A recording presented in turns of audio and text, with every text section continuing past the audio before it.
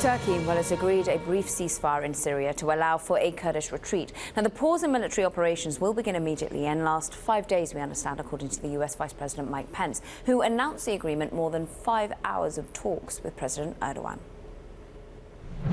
With the implementation of the ceasefire, the United States will not impose any further sanctions on Turkey. And once a permanent ceasefire is in effect, the President has agreed to withdraw the economic sanctions that were imposed. Joining us now with more analysis, Gavin Sirkin, founder and managing editor of New Markets, Media and Intelligence. Gavin is also the author of Frontier, Exploring the Top 10 Emerging Markets of Tomorrow, which was published by Bloomberg.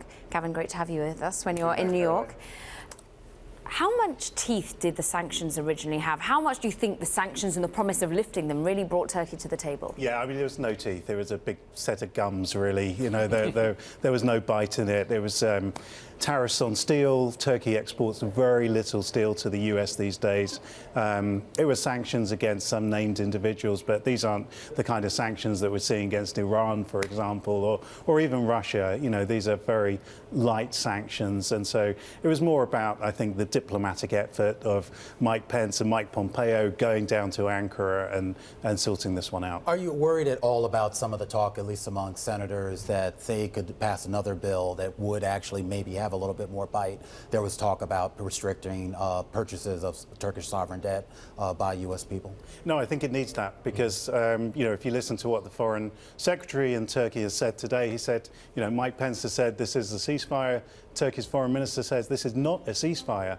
This is a temporary pause to allow to allow cessation for you know who they call the terrorists to come out of the region. But this, you know, Turkey is not seeing this at the moment as permanent. So the US, I think, in order to create a permanent ceasefire, does need to ratchet this up. Well, is it plausible that even if it's not Trump's inclination, that Congress could further force his hand, which would result in sanctions that actually would have some bite?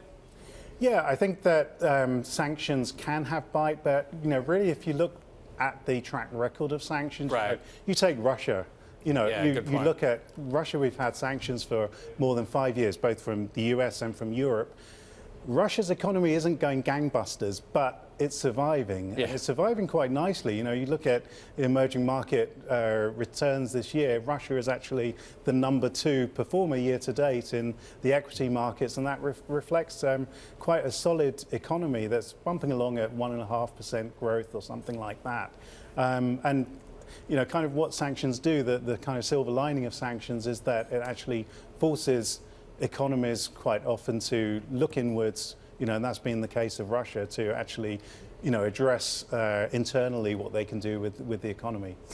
Gavin, therefore, how systemic has the issue with Turkey, with the Middle Eastern tensions actually really been, particularly for the clients that you're speaking, the people who want to understand investing in frontier markets, emerging markets? Does it put people off? Well, everyone's been underweight Turkey, so I think, you know, what we'll see tomorrow is a tremendous jump in Turkish assets, and I think by extension emerging markets, because you know we're on this run at the moment, a seventh day of gains, with the longest rally that we've seen since April, and you know emerging markets that really are coming back from quite a low base. So you know I think that we will see this as another positive signal. You know, we've had you know the US economy signaling that okay, the Fed may cut rates after all at some point again.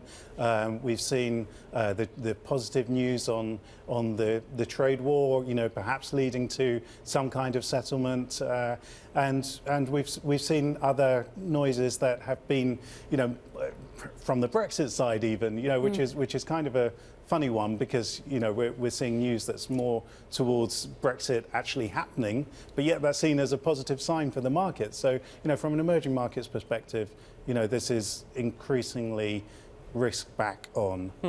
But I feel like that risk back on has been there for a while. I mean, emerging market investors have sort of wanted to be positive pretty much all year long. It's still been a little bit of a wait. I mean, they've gotten some rewards, as you mentioned, in Russia, maybe Brazil you can throw in there as well. But when you try to time this, it's always sort of precarious because you're dealing with less data points about the economic factors and more about some of these political issues. When you look at the emerging markets as a whole, not just what's going on in Turkey, but really across that whole sort of sector, do you think that the wait at this point, if you're not already in, the wait is sort of worth it?